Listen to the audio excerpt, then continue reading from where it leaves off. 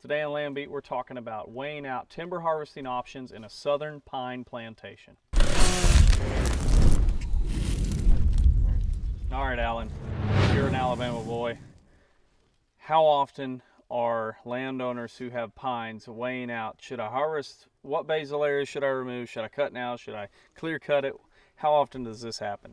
It happens pretty much every situation that I've ever dealt with. And you know, you wind up coming to what this property owner is dealing with is this pine block is actually pretty far away from a blacktop. It's in good shape, like it's been thinned before, and it has really good, you know, timber production in the future. But if we get in here and we're going to create food plots and bedding with the logging operation, they're probably not going to come all the way back here to go and just make a couple of little 2-acre clear cuts. And then you're going to wind up having to go and do that by hand, or you have to come in here with big machinery and try to take a lot of that stuff out. Well, we're still trying to get into the point where the logger's doing most of the work for the landowner, creating the habitat. And while he's here, we're going to thin this.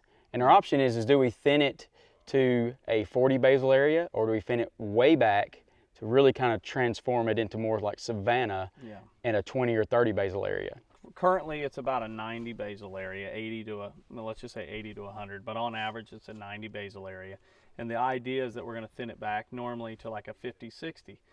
Well, then it's going, well, if the next cut is either a clear cut or a very thin cutting, there's no way we could get a logger back in here to do it. So it's going, let's go more to a 40, 50 basal area and knock it down to a 30, 40 basal area. So a lot of numbers I just threw out at you, but we're talking about anywhere from a 20 to a 40 basal area. And on average, it'll probably be a 30 around here. And so imagine, you know, that pine savanna type effect, kind of in between a pine savanna where it's 20 basal area to a woodland, which might be a 40, 50. So it's right in the middle. Some areas will be a little more open than others, but just imagine that whistling quail, that gobbling turkey, and that deer running through it, where you've got a lot of herbaceous, more grass understory, a little bit of woody encroachment, but with frequent fires. I mean, this will be an incredible spot. And that's going to be a spot that's actually going to be aesthetically pleasing as well. So say we came in here and we just thinned it a little bit, well then the next time you come and thin, you're probably going to have to just clear cut and start back. So we're just going to thin it hard initially and then create that kind of savanna area. And these trees are probably going to be here throughout his lifetime, and he maintains this area as that habitat type. He always comes through here. He's enjoying hearing the quail, seeing the turkeys, and the wildflowers that are going to be coming back are just going to be absolutely beautiful. Something that you see when you come through every time and enjoy. And you won't see this size trees again in his lifetime if he were to go to clear cut it and just plant it back. Yeah, it's one of those that I think a lot of important things to consider when you're talking about a pine harvest is what's the location to a road, what's the acreage that may be cut, what's the amount of board feet that will be able to be pulled out.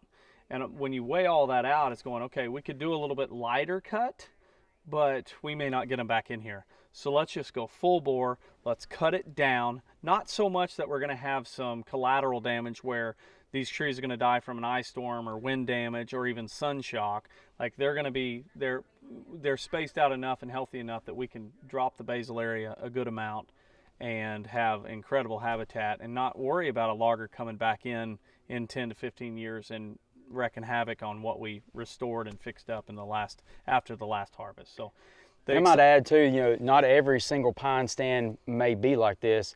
The fact that there was a thinning allows you to do this. Now, if you were coming back here and this pine stand was really thick, it had not been thinned, then you may not be able to cut it back to that stage. You may have to cut it back in stages to get it there. But in this case, where we're at standing right now, there was a thinning, so now we can take it down as much as we're talking about without that damage that he's saying. Right. So this will be, you know, what we're able to utilize with the logger here is they're going to clear cut the pines to make our food plots. They're going to clear cut pines to make our bedding areas. They're going to thin the pines to make more sunlight reach the forest floor. So we're able to utilize, and they're going to be able to access and make new skidder trails that then we can return and open up. So we're going to be able on this property to utilize a logger to do a lot of stuff that most of us, including myself, have had to work really hard to create. So we take a moment and appreciate once in a blue moon we get a property like this in a setup like this. So he's just going to be in maintenance mode for the years to follow. Lots of fire following up.